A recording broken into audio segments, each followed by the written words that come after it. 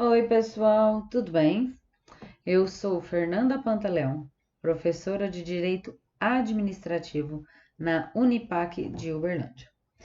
Estou disponibilizando esses vídeos sobre as disciplinas. O foco principal é para os meus alunos do quinto período de Direito Administrativo, eles tenham acesso, a um conteúdo, apesar da gente estar em isolamento, para que eles possam continuar aprendendo a Direito Administrativo.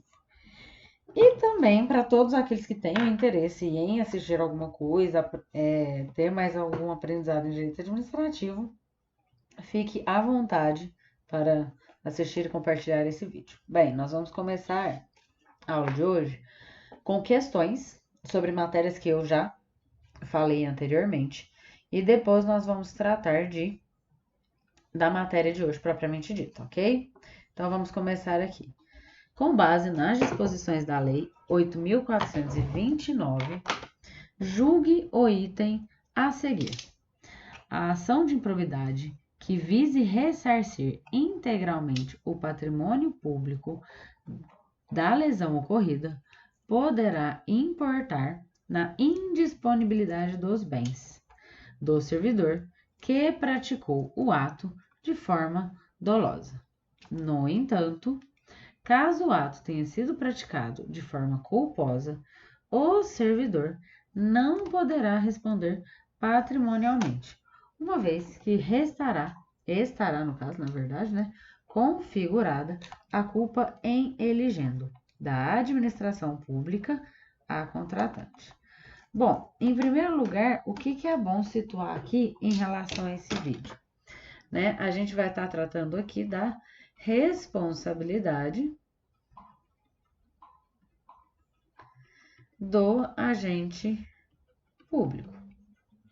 Como a gente já observou anteriormente em algumas aulas, ela é subjetiva.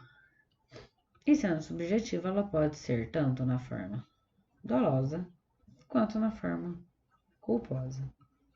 Dessa forma, o servidor ele poderá responder.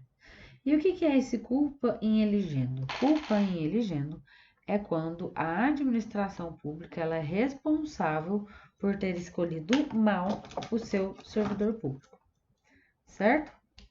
Nesse sentido, essa questão ela é errada. Esse é o gabarito dessa questão. Eu não mencionei anteriormente, mas o que eu recomendo vocês fazerem, Quando estiverem assistindo o vídeo, pausem, respondam a questão e depois vejam a resposta com o comentário, certo? Segunda questão. Com relação a contratos, união estável e improbidade administrativa, julgue o item subsequente.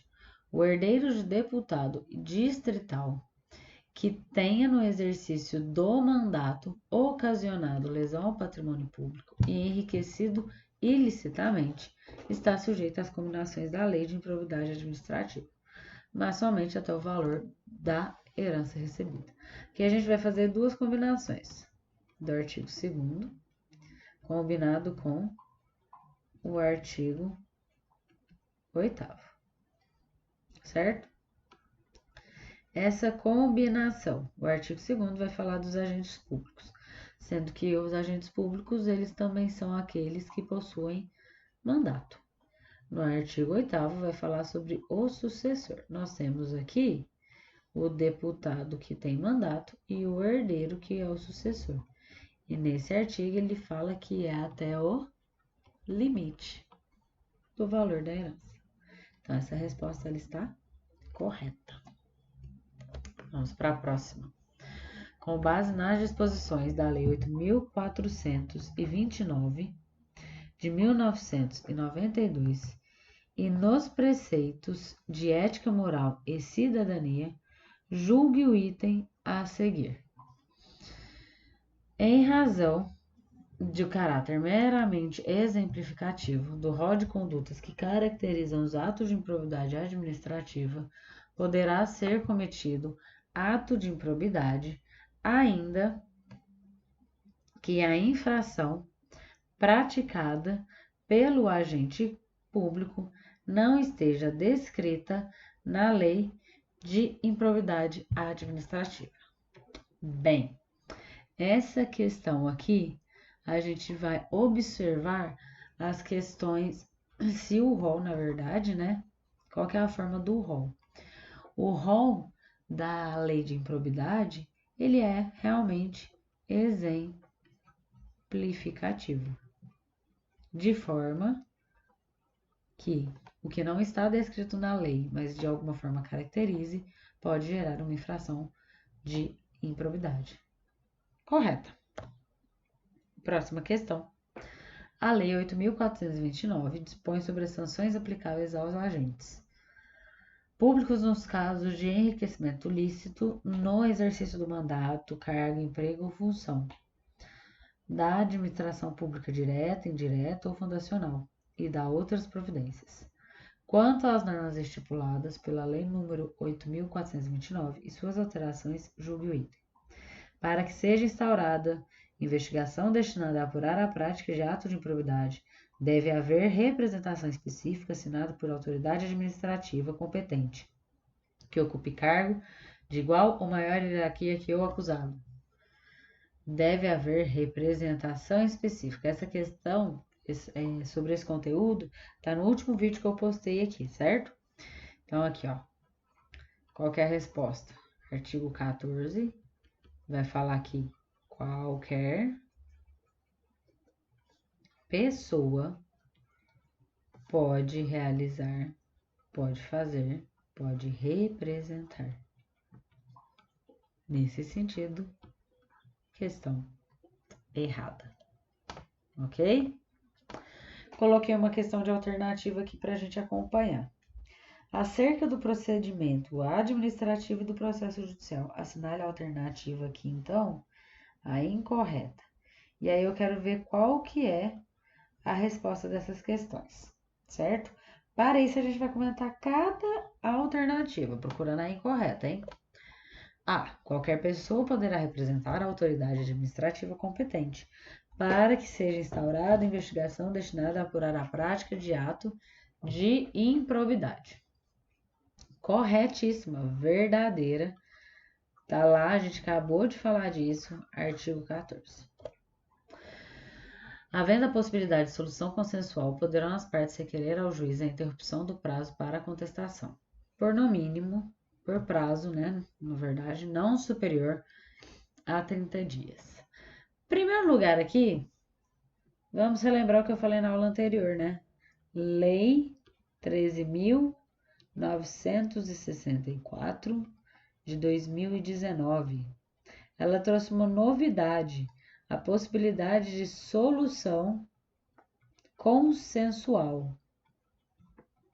Isso não existia no código anteriormente. Se a gente pegar o código anterior, ele vai falar que, na verdade, é vedada a transação. E esse artigo, essa lei, ela permite, ela altera.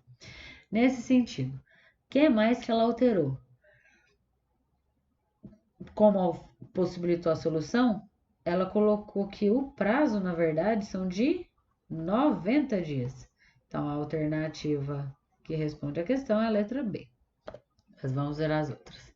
C. Em qualquer fase do processo, reconhecida a inadequação da ação de improbidade, o juiz extinguirá o processo sem julgamento de mérito. Artigo 17, parágrafo 11. Então, ela está verdadeira.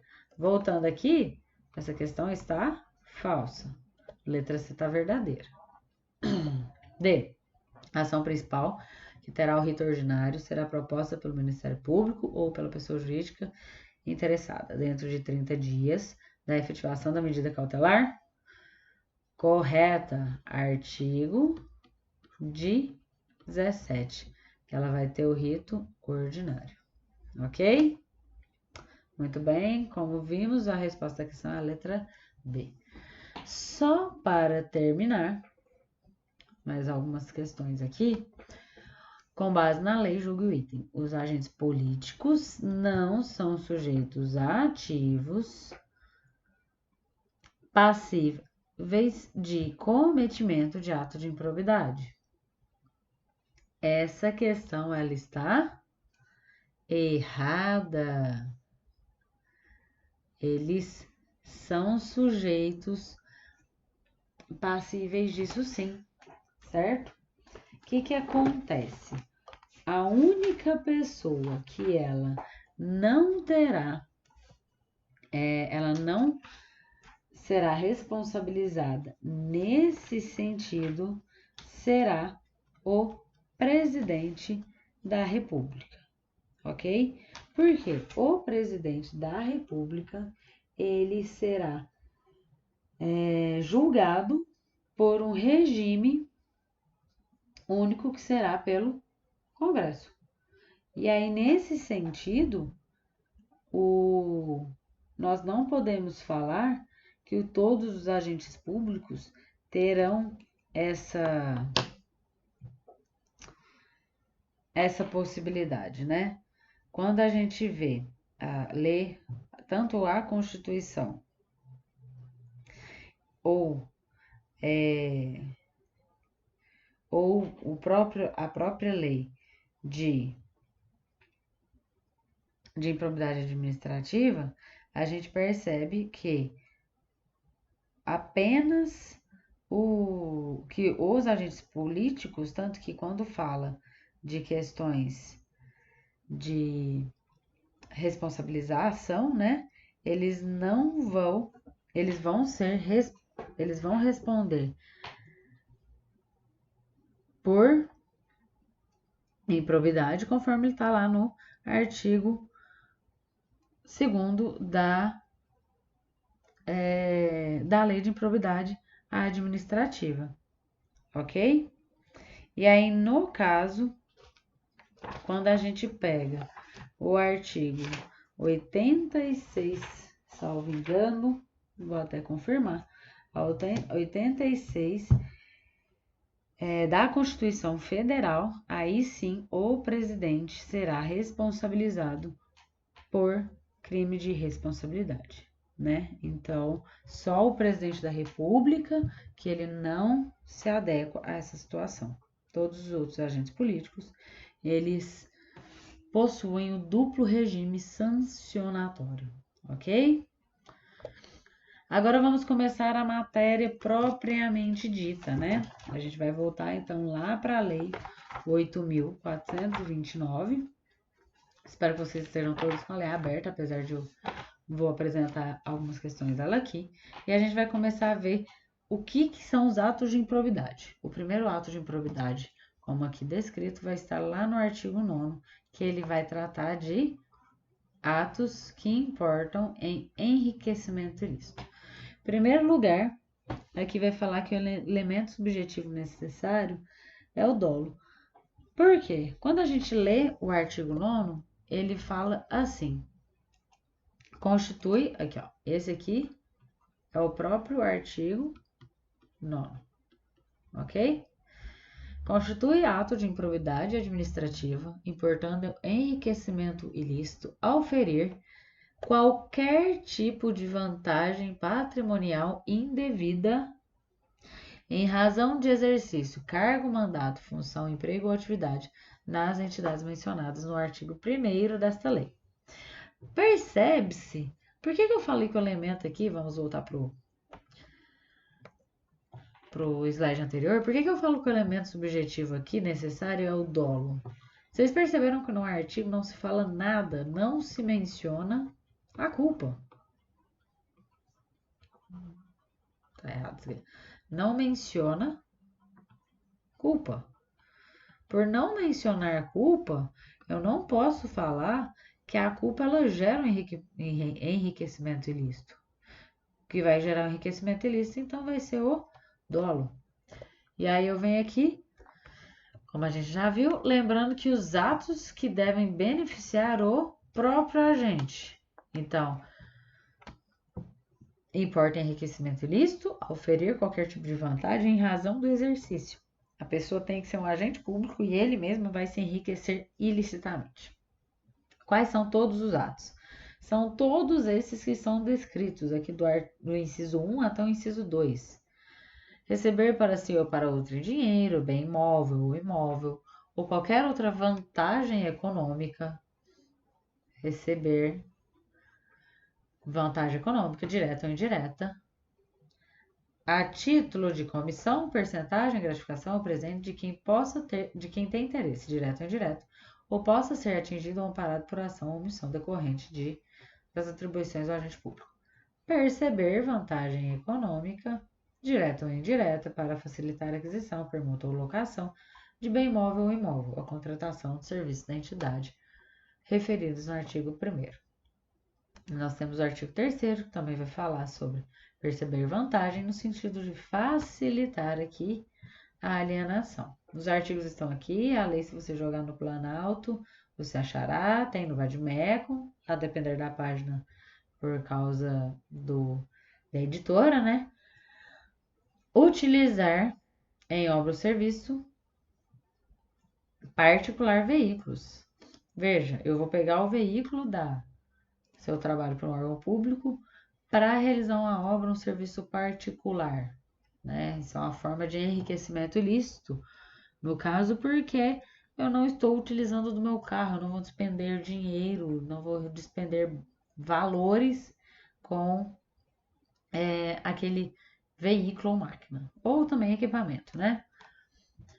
Receber vantagem econômica, como sempre, para tolerar a exploração ou prática de jogos de azar, né? Lenocínio, narcotráfico, contrabando, isso também já era um enriquecimento ilícito. Receber vantagem econômica de qualquer natureza para fazer declaração falsa sobre medição ou avaliação em obras públicas ou qualquer outro serviço. Adquirir para si bens de qualquer natureza cujo valor seja desproporcional à evolução do patrimônio ou à renda do agente público. Isso aqui, inclusive, se refere àquela questão que a gente viu de declaração de bens, tanto no início quanto no fim do mandato. Aceitar emprego, comissão ou exercer atividade de consultoria para pessoa física ou jurídica decorrente das atribuições do agente público. Perceber vantagem econômica para intermediar liberação. Vantagem econômica para omitir ato de ofício, aquele que ele deve ser praticado de pronto, sem que haja qualquer solicitação ou requerimento. Incorporar por qualquer forma ao seu patrimônio, rendas, verbas, integrantes ao acervo patrimonial das entidades mencionadas lá no artigo 1º, né? Que vai falar que são atingidas, que são os sujeitos passivos, administração direta, indireta, os poderes da União, né? As instituições privadas que estão relacionadas também com a administração pública.